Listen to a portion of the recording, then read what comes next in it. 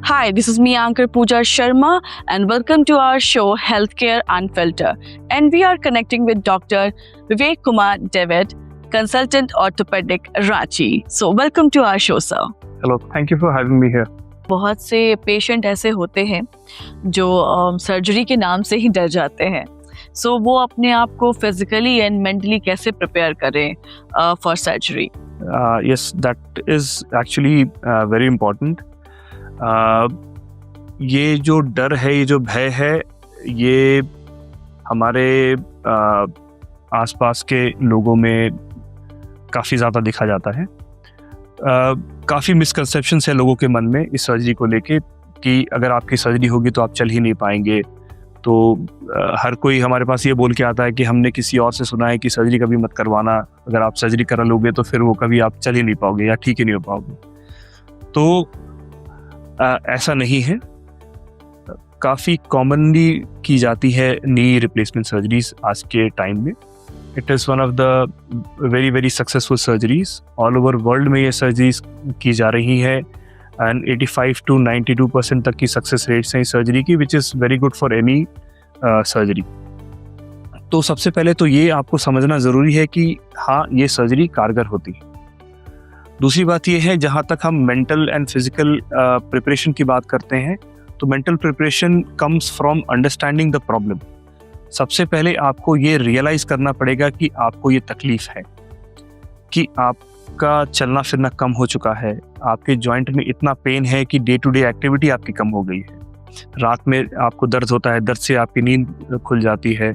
Morning में जब आप उठते हैं तो घुटने में काफ़ी स्वेलिंग होती है या स्टिफनेस होती है, जो कि आपके नॉर्मल मूवमेंट्स को भी स्टॉप कर देती है. तो फर्स्ट सबसे पहला आपको ये समझना होगा कि हाँ, आपको ये प्रॉब्लम है. दूसरी बात ये है कि ये प्रॉब्लम जो है, ये कोई डिजीज़ नहीं है. This is a degenerative process. ये एजिंग प्रोसेस का पार्ट है.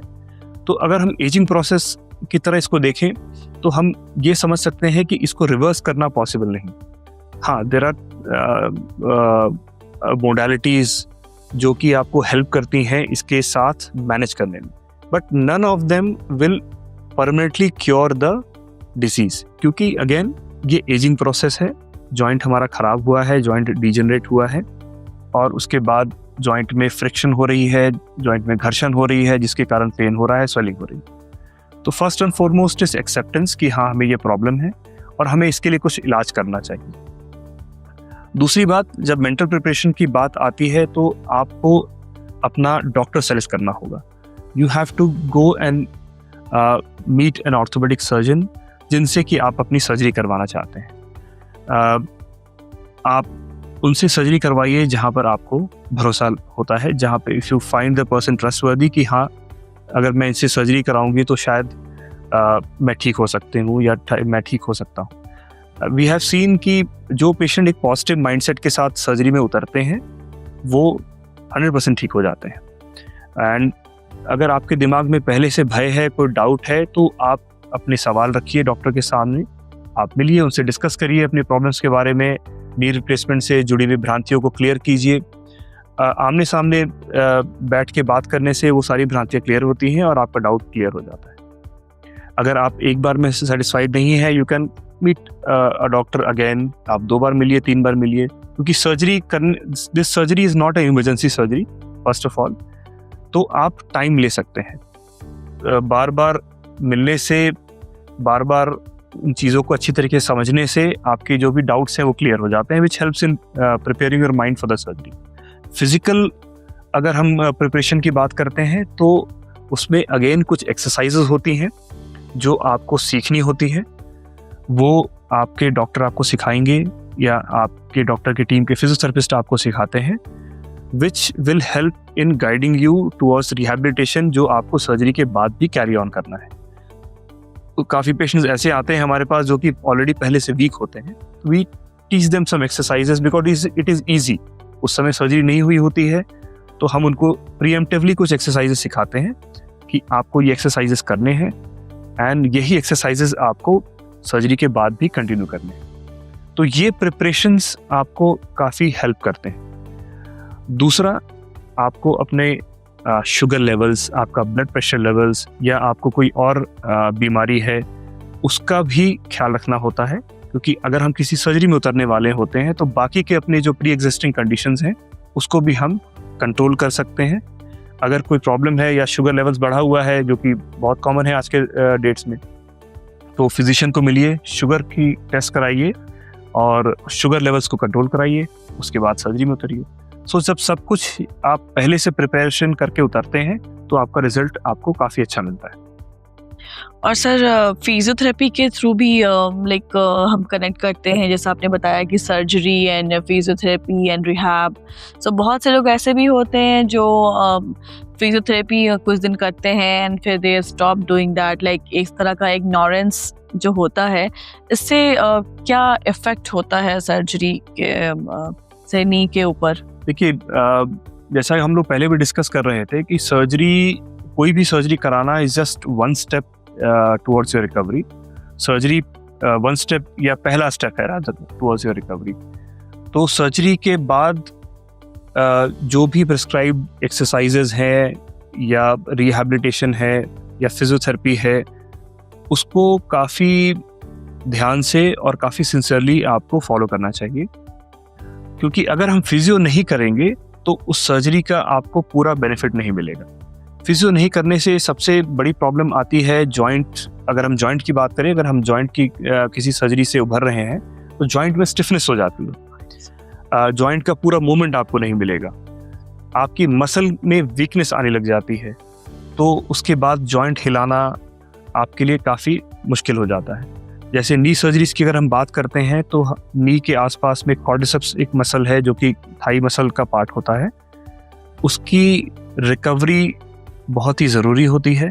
अगर हमें कॉर्डिसेप्स की कमज़ोरी रहेगी तो हमारा नी इनस्टेबल रहेगा, हम ठीक से चल नहीं पाएंगे, बैलेंसिंग प्रॉब्लम्स आ सकती है, वीकनेस प्रॉब्लम आ सकती है, डे टू डे एक्टिविटी जो हम यूजुअली करते हैं, स्टेयर क्लाइंबिंग, वो अफेक्ट होता है, और स्क्वाटिंग जैसे पोस्चर्स हैं वो सब भी अफेक्ट होते हैं। तो एक्सरसाइज एंड फिजियो का बहुत ही इम्पॉर्टेंट रोल है, इसे इग्नोर ना करें। रिकवरी के लिए अपने सर्जरी के बाद एक्सरसाइज, फिजियोथेरेपी पूरी तरीके से करें।